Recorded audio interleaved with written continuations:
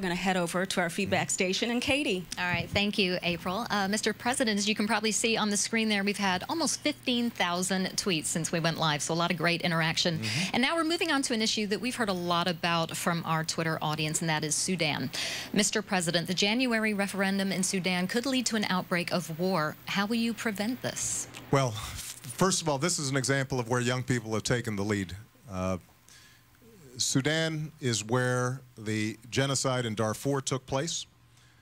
So many young people on college campuses across the country got engaged and involved in it. It helped to surface attention on the issue.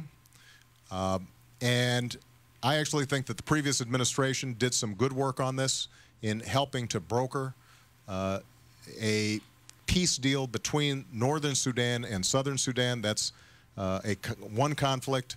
We have then worked to make sure that in Darfur, the violence against civilians was drastically reduced. We helped to stop an outbreak of war between Chad and Sudan. But this is a tumultuous area. This is a dangerous area. The last time there was a war between North and South, 2 million people were killed. And so right now what we're trying to do is organize a referendum where the South, in a peaceful, legal fashion, could decide to break off and form their own nation separate from what is currently all of Sudan. We've only got about 90 days to get this done. So when I went up to the United Nations during the General Assembly, I helped to organize a forum in which we got the North and the South together to try to broker a deal.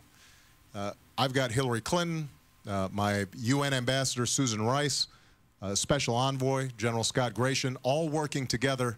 This is one of our highest priorities, but it's something that we all have to pay attention to, because if you have an outbreak of war between the North and South in Sudan, not only could that erupt in more violence that could lead to millions of deaths, but solving the problem in Darfur becomes that much more difficult, because Khartoum, the seat of government for northern Sudan, could end up feeling more threatened and not being willing to deal with some of the continuing violence that exists in western Sudan and Darfur. So this is a huge issue, something that we're paying a lot of attention to. I hope all of you continue to pay attention to it and put pressure on your elected representatives to get involved, because we're going to need to give these countries help.